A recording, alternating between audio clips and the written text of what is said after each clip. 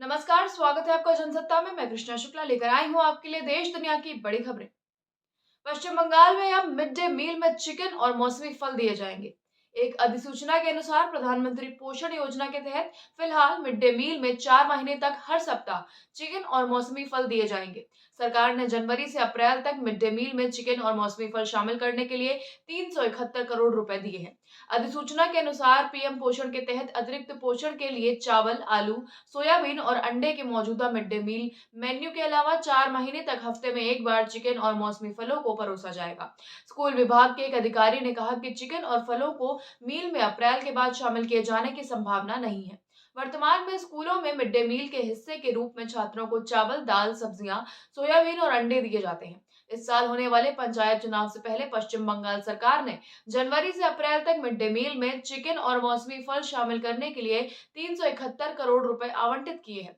हालांकि विपक्ष ने ममता बनर्जी सरकार के इस फैसले पर सवाल उठाते हुए कहा कि ये राज्य में पंचायत चुनावों को देखते हुए लिया गया फैसला है। भाजपा नेता राहुल सिन्हा ने कहा कि चुनाव से पहले स्कूली बच्चों को चिकन परोसने का निर्णय टीएमसी सरकार के हृदय परिवर्तन पर सवाल उठाता है। गरीब बच्चों को इन वस्तुओं से अभी तक वंचित क्यों रखा गया और अभी तक केवल चावल और दाल ही क्यों दी गई? उन्होंने कहा कि इस फैसले से राजनीतिक मकसद की बू आती है।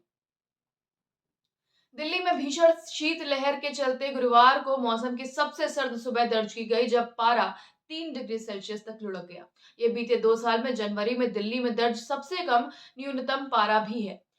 मौसम विज्ञान विभाग के अधिकारी आर के जेरामणि ने संवाददाता सम्मेलन में यह जानकारी दी। उन्होंने बताया कि गुरुवार को कई पहाड़ी इलाकों से ज्यादा ठंड दिल्ली में दर्ज की गई।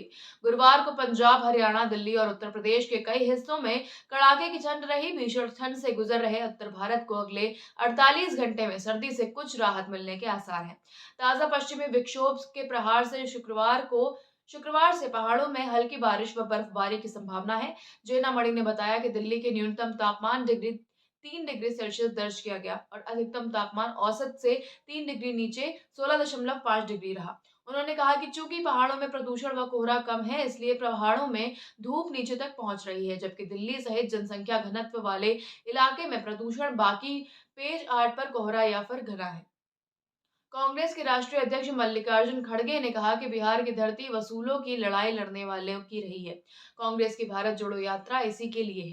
कांग्रेस के युवा नेता राहुल गांधी अब तक 3,120 किलोमीटर की पैदल यात्रा कर चुके हैं। कांग्रेस हमेशा शांतिपूर्ण तरीके से आम लोगों की आवाज उठाती रही है और आगे भी उठाएगी।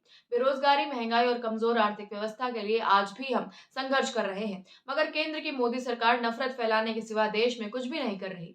वे गुरुवार को भागलपुर प्रमंडल के बौंसी के ऐतिहासिक मंदार पर्वत की तलहटी से बिहार के लिए भारत जोड़ो यात्रा का शुभारंभ करने आए थे। ये यात्रा 1200 किलोमीटर की दूरी तय कर अंतिम में बौद्ध गया पहुंचेगी।